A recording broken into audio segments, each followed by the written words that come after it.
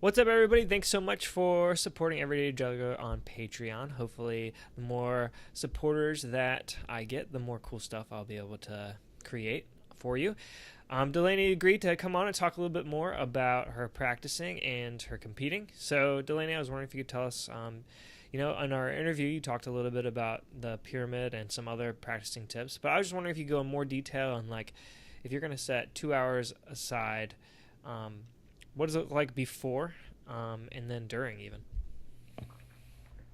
Right. So I think so I talked about this earlier, but usually when I'm going to practice, I'll usually pick one prop, and so I do all three props to do balls, rings, and clubs. So I'll usually pick a prop, and usually unless I'm doing just three clubs, usually it's any number of that prop, and then I'll go to the racquetball court, and usually I'll start with some like endurance. I think that's kind of an underrated thing that most people don't do. And it definitely helps solidify your patterns. So Mm-hmm. start with some endurance, and then maybe do some So when you tricks. say endurance, obviously something that you can do easily. So like, I don't know, for a lot of jugglers that might be like 5 balls, and you'll just Mhm. run that pattern for as long as you can. Right. Usually I do like a minute or 2 minutes. I'll usually set a time and put my stopwatch on. Mm-hmm. And even you can even do endurance with like if you're working at like 5 ball half shower, do endurance with that or a side swap or something. So it Mm-hmm. doesn't just have to be the normal cascade, which I think is what a lot of people do.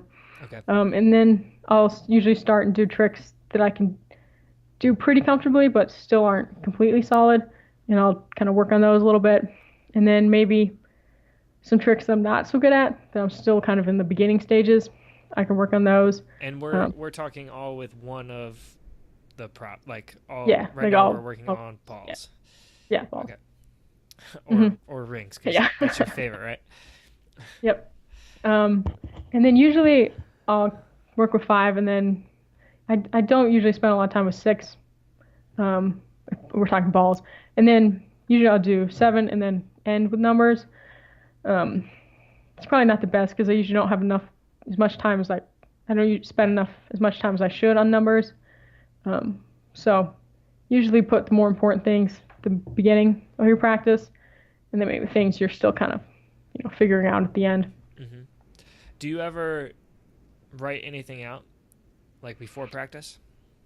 Um, I have in the past. I've like kept track of like a trick, like how many catches I got that day or something, Mm-hmm. and it's kind of depressing because it's like so slow. So I don't really do that anymore. Okay. All right. So if we were gonna break your practice down into like actual like time, you do 5 minutes of endurance, and Yeah. then how many minutes of the next thing? I mean, obviously it varies depending on what I'm working on. Mm-hmm. Um, but I think sometimes as jugglers we tend to spend too much time on something Yeah. that might not be as important. Um, so I think having a limit on what you're doing can help a lot. Um, when I was at Smirkus this summer, we had Steven Regetz was the juggling coach, and so he told me that like I was working like 8 balls or something, and he's like, put it up, say like you do 15 minutes, and then once that 15 minutes is over, stop and move on. Because a lot of times we do something and then we end on our best run, and even if that best run was like our second attempt or like a 20th. So I think setting that time and then working through the whole time, Mm-hmm. and versus just spending 2 minutes or you know killing Mm-hmm. yourself on it. So what's a good amount of time to spend on one pattern? Um, um, I wouldn't spend more than 10 minutes, Mm-hmm. 15 minutes maybe on a pattern, depending on what it is and how important it is. Mm-hmm. So I mean, I don't always stick to that, but Right, right. yeah, it's a good rule. And when you go to practice, do you usually practice all three props, or do you stick with one per session? Usually I'll just stick with one per session. Okay. And I think I don't like switching too much. Um, I don't know. I've never really liked that. I know a lot of people do that, but it's something I haven't been into. Okay. All right. Cool. Um, let's see. Is there any other good question to ask? When I'm like comparing preparing for like a competition, then I'll train a little bit differently. And I think when you're like preparing for a competition, I wouldn't spend the whole time just working on the act. I'd also work on your other juggling too, so it doesn't like completely fade, which has happened to me in the past. Oh, okay. So That's you good to should keep working on everything. know. What are some? You've had a couple of juggling coaches. What are a couple of things they've said that you always remember? Well, Richard Tennyson always tells me to throw higher because I juggle too low. Mm. And then something else that I do that's kind of random, but when you watch most jugglers juggle, like if you watch the balls in the air, they usually don't spin. But when I do, they like buzz. They Oh, go, okay. because like I roll them off the tips of my fingers. So I guess that's just kind of fun fact. But um, something Stephen Regetz told me that I really like is um, he said this more in like a terms of a career, like a juggling career, or like any career. But he said, believe that you'll be successful in the end. So if you're working on like maybe 5 ball back crosses, and right now you don't think you're gonna be able to do it, kind of have that long term, I don't know, belief or whatever Hmm. that you can do it. You'll just take some time. Hmm. Awesome. Cool. And so you've been practicing for years. You've got it down. You're ready to go and compete. Um, how do you not get psyched out before you get on stage? I have no idea. Every show I've ever done, I've gotten nervous. I think just being really prepared for what you're doing. Um, I think even just if you're performing, I think it's important.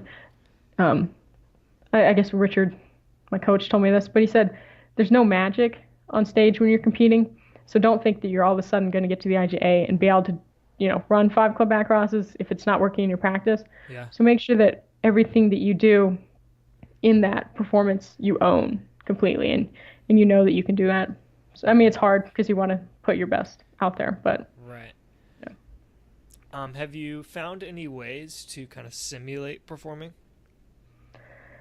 Um, I mean, if it's like a big competition, you can always like perform, for your family. Sometimes I'll run acts for my mom, Hmm. but also finding other opportunities, maybe in your community, or just for friends, get to do it. I think it's usually when I'm practicing like a routine or something, I mess up the beginning. It's always tempting to start over from the beginning and like get it perfect, Hmm. but you're not gonna be able to do that in the real thing. So I think it's important just to go for it and do it all the way through. Hmm. Um, I feel like when I get nervous, I've not done juggling performance stuff, but I've done some speaking stuff. When I get Right. nervous, I like shake, like I kind of tremble, you know. Does that happen to you? I like the way I've gotten nervous has definitely changed over time. It used to be like I used to be like in the pit of my stomach, really nervous, and now it is a little more like shaky hands. But usually the nerves are usually right before I go on, and then once I'm on stage and like oh, I realize I can actually do this, it Hmm. usually gets easier. Have you ever gotten up there and not been able to do like right like in the not obviously in the middle it's different, but like in the beginning like messed up your first thing? Yeah, I think it actually at juniors. I think I dropped in like 5 ball shower. It's like one of my first things. Yeah. That definitely psychs you out a little bit, but Yeah. And how do you deal with that? keep going. I don't know. What goes through your mind when something like that happens? I don't know. Everything kind of goes fast. So, I mean, you try not to focus on it too much and just move on. 'Cause you can't really do anything about it. Yeah. But I mean, there's definitely some mental preparation before, before you go. And I've definitely kind of experimented with a couple different things, um, like visualization. I Hmm. think it's a big one you can do. Just like listen to that song for the act and just kind of run it in your head. Okay. Um, but at some point, there's not much else you can do. But go for it. Yeah. So I mean, the main thing is you said make sure you own the trick. So Right. Be prepared. um, What you're doing. be more prepared than you think you need to be. Yeah. Okay. Yep. Um, has there been anything where you thought you were that prepared, and then you got up and you messed up, and then later you went, I wasn't as prepared as I thought I was because I didn't do this or I didn't do that. Yeah. At WGF, my balls routine, um, both times I competed, I made it slightly too hard, Hmm. maybe a little more slightly than I was ready to do. Um, I don't know. I think I perform better with the rings and clubs on stage than I've ever have with balls. Okay. Maybe because I always go first with them, but I don't know. So the thing that retrospectively, the thing was that you tried to do something a little bit too hard. Hmm. Yeah, I mean, there's definitely, I mean, even if you can do the whole act dropless, alone in the gym, it's definitely different when, under the lights when people are watching. So how So do yeah. you know? How do you know what you're capable of? Um, I mean, make it slightly easier than you think. I think a rule that I've kind of used is if you can do it like 5 times, perfectly without any training. If you just like went down, went right now and tried it 5 times, you could hit it, 5 times in a row. I think usually you have a pretty good sense though of what you can and can't do. Yeah. Yeah. Sweet. Um, well, I think that is some great advice, and I think that about does it.